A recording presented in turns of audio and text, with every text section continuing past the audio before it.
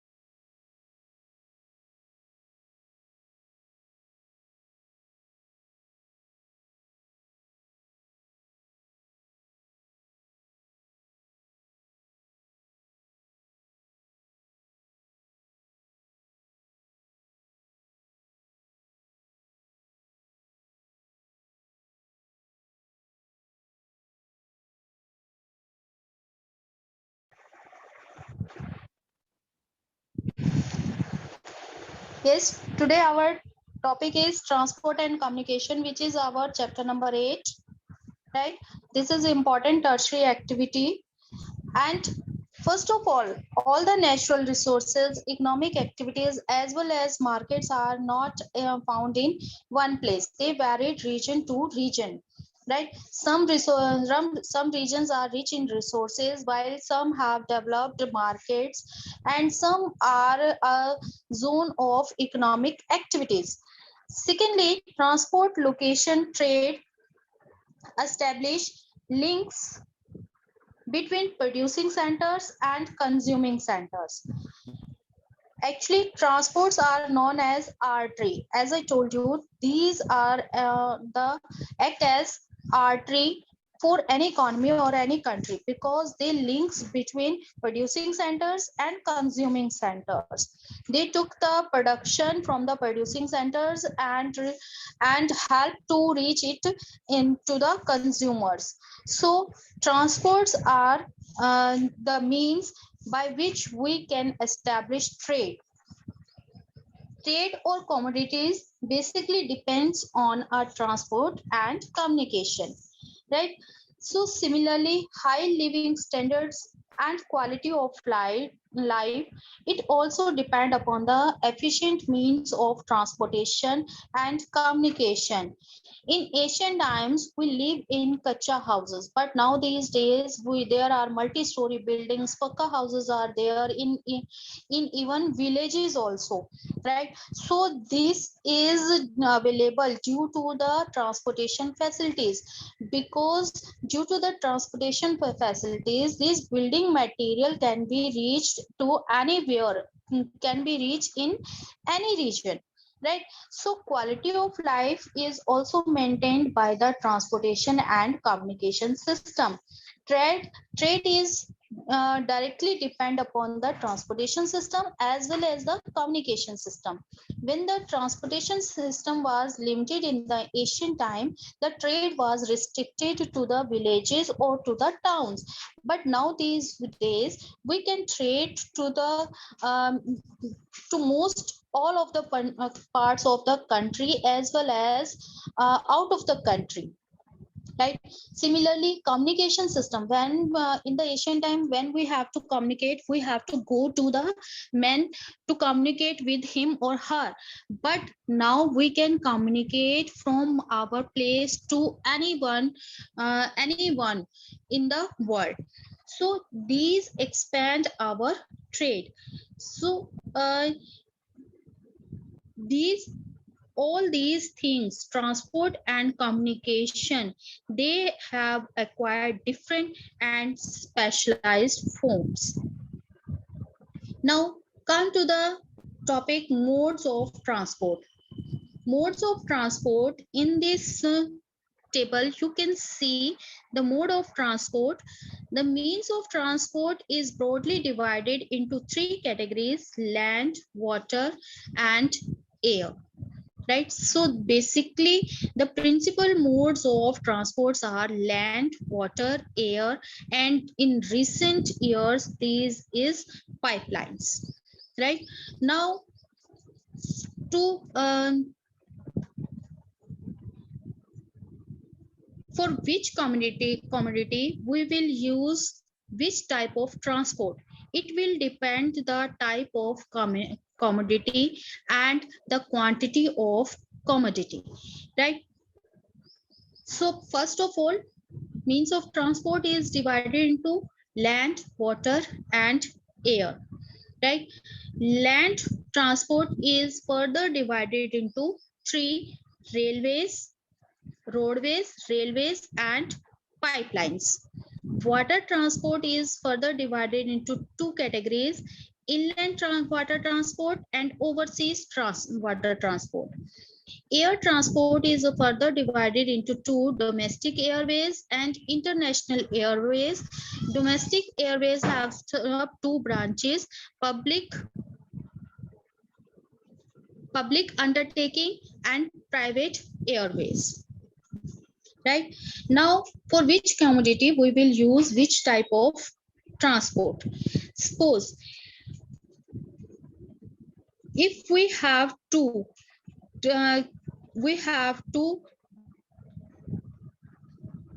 transport the goods in bulk to another countries, then we will use the water transport, because water transport are the cheaper means of transport to transport the commodities which are bulky, which are in huge quantity, right? Similarly, if we have to transport the goods door to door, then we will use the road transport, because road transports is cheaper and faster for the short distances and provide us door to door facilities.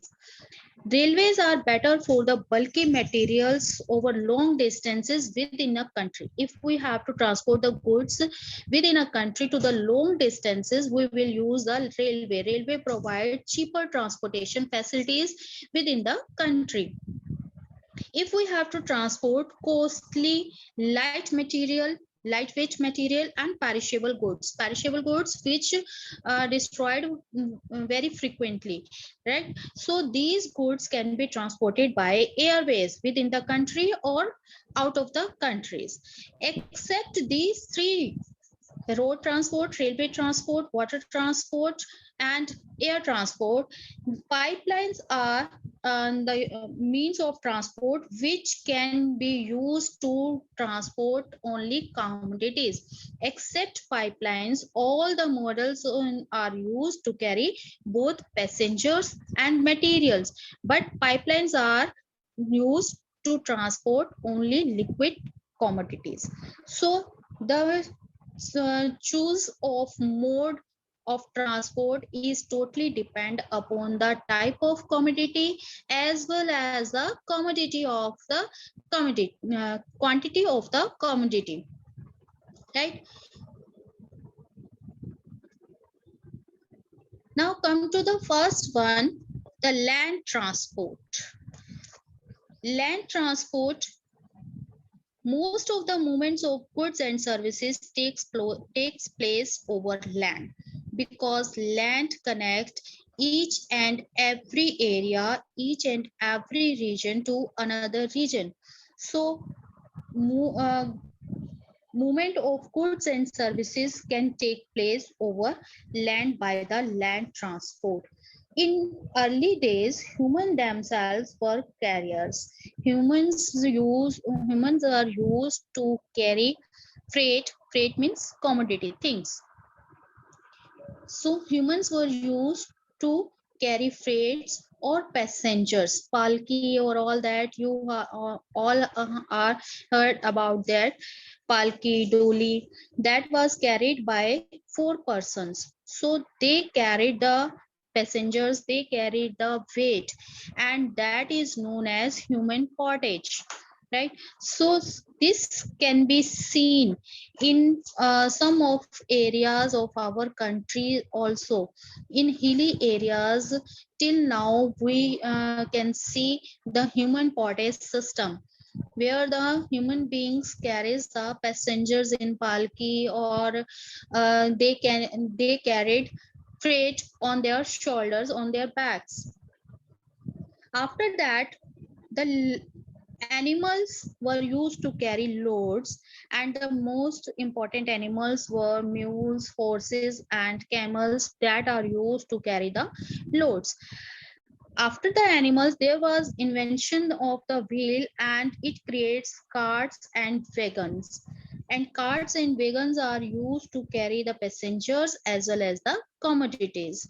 The actual revolution in transport came after the invention of the steam engine in the 18th century. When the steam engine invented, the railway was invented, and it creates a revolution in the transport arena, because first public railway line was opened in England between Scotland to Darlington in 27th September 1825, and it was started in India between Mumbai and Thane. Right after the invention of steam engine, the railway was developed, and it created a revolution in the field of trade, because railway are the cheapest mean of transport to carry heavy and bulky material. So then it also opened in USA for commercial grain farming, mining, and manufacturing. It create revolution in the field of industrial development. Due to the railway expansion, there is a revolution in the industrial development in the 18th century. After that, invention of road transport in terms of road quality and vehicles. Day by day, as a trade expand, the things and passengers, more and more things and passengers move from one place to another place, and that's why more and more roads are built. The quality of roads are to be maintained, and vehicles are all more and more vehicles are required. So the number of vehicles, number of roads are expanding day by day due to the expansion of trade. New developments in land transports are pipelines, ropeways, and cableways. In starting, in earlier days, there were only two modes of land transport, that are land roadways and railways. But now these days, the things can be transported by the pipelines. Mainly liquid things like water, oil, natural gas can be transported by the pipelines. Ropeways and cableways you can see in the hilly regions, where it is used to carry the passengers and the material from one hill to another hill. Right, there is a rope lying from one hill to another hill, and there is the trolley from which we can travel. Now the one term is associated with land transport, that is pack animals. As I told you, there is a trend to use the animals to carry the loads, right? In some regions, some specific animals are used to carry the loads. They are known as pack animals. Horses are used as a draught animals. Horses are used as a draught animals in Western countries. Dogs and reanders. Dogs and reanders can be seen in North America, North Europe, and Siberia. We can see the sledges because they are covered with snow, and in the snow covered areas these kind of sledges are used to carry the passengers as well as the uh, goods. Mules are used in mountainous regions. If you go to Himalayas, you can see the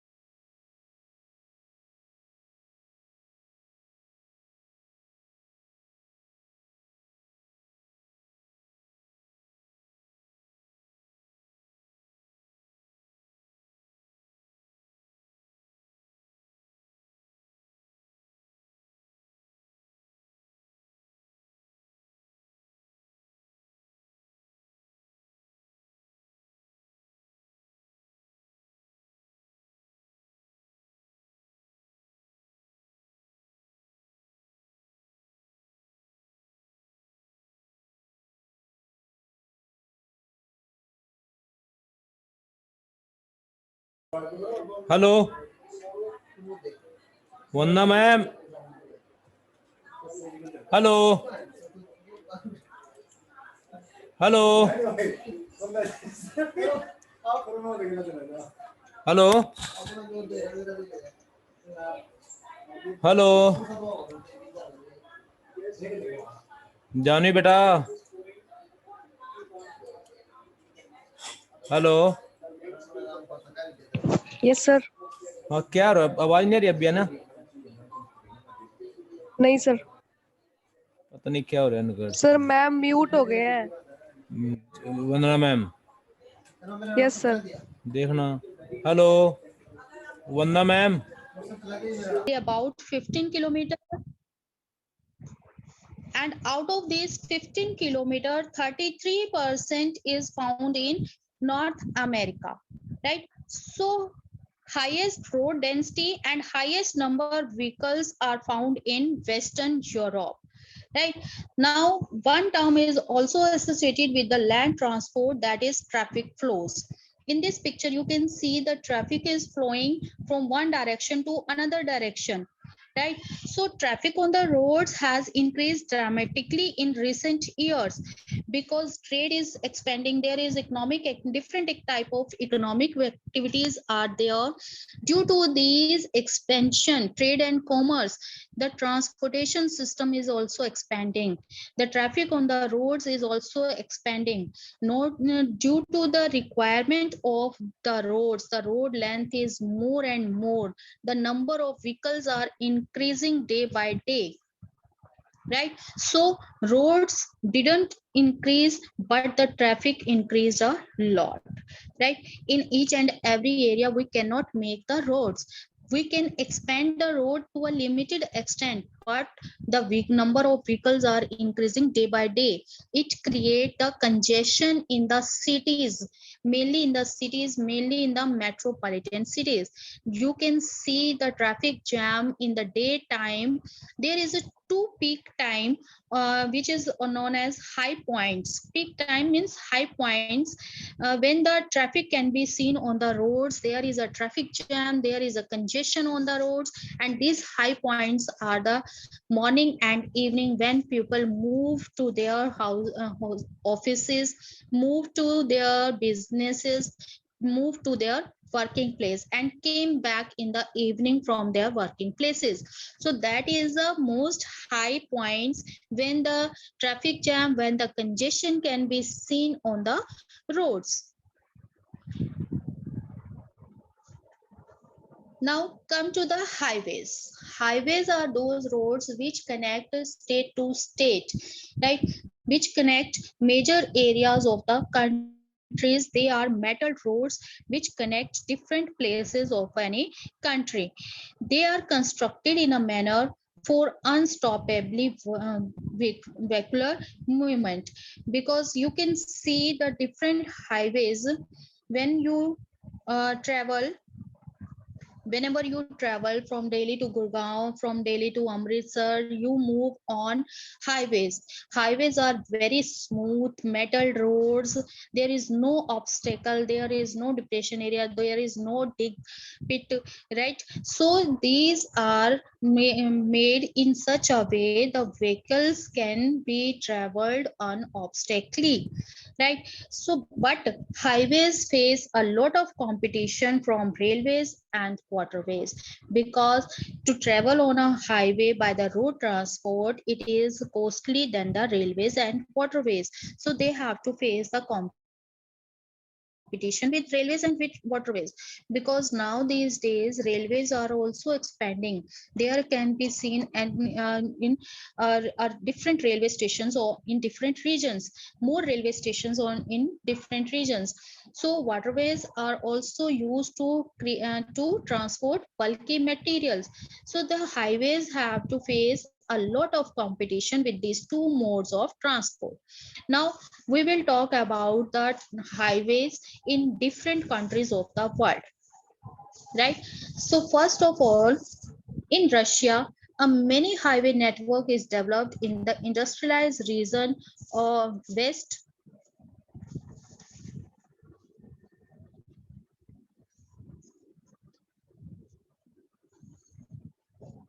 Yes.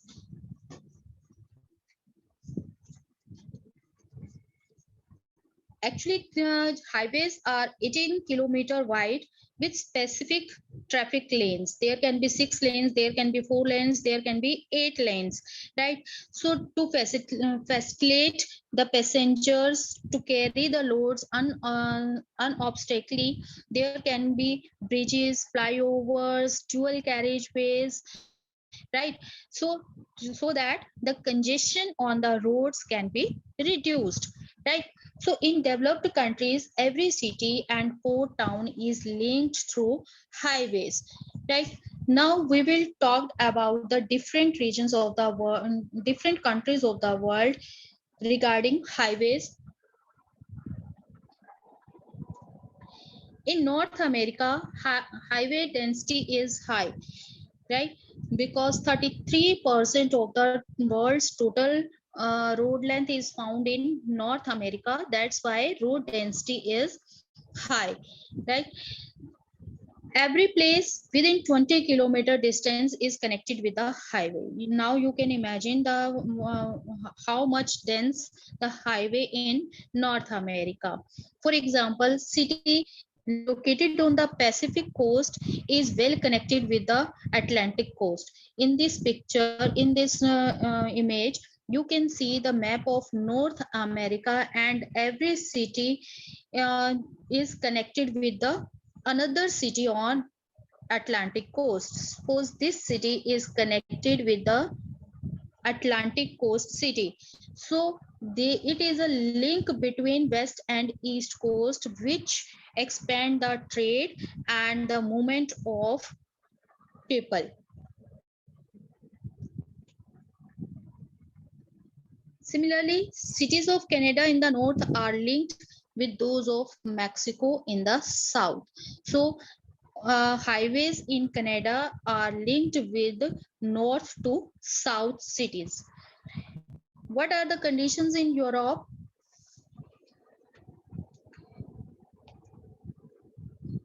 Europe has a large number of vehicles and well-developed highway network. But in Europe, there is an expansion of railways, there is an expansion of waterways, different rivers are flowing in Europe. We will learn about these rivers in water transport, right? So these provides inland waterways in Europe. Similarly, because railway is invented in the Europe firstly, so railway is also expanded in Europe. So highways have to face a stiff competition with railways and waterways in Europe. In Russia, a many high network is developed in the industrialized region west of the Urals with the Moscow of the hub. Means west to east, the regions are connected with the highways.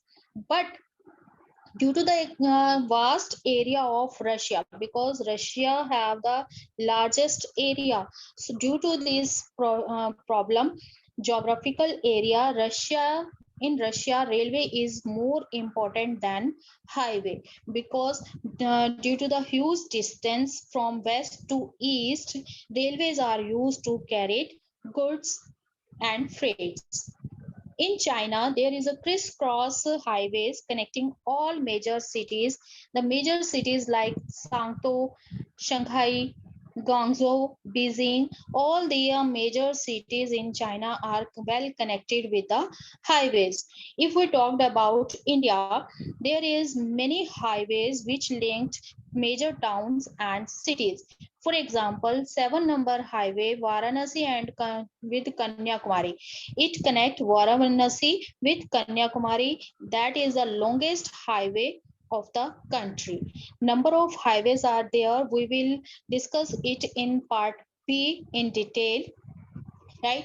Along with this highway, India also built some specific highways to connect the metropolitan cities of India like New Delhi, Mumbai, Chennai, and Kolkata. All the 4 metropolitan cities are connected by the direct highway that is known as quadrilateral, golden quadrilateral highway or super expressway. It is made so that the time to reach from one metropolitan city to another can be reduced, right? So the last is border roads. What do you mean by border roads? These roads laid along international boundaries, and then so that they are called border roads, right? Why we built these roads? To facilitate our military, to provide the things to the military, to the persons, to the villages nearer the border. The border roads are built. They play an important role in joining people in remote areas, and they connect these remote areas with major cities and provide defense facility to a country. So here we have completed our land transport. If you have any doubt regarding land transport, now you can ask.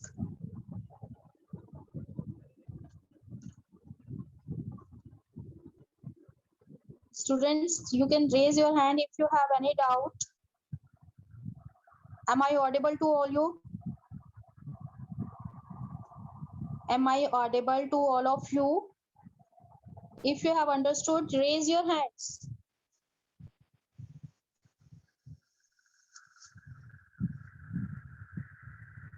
Nakul, Janvi, Kirti, Bhumi. Nakul, Janvi.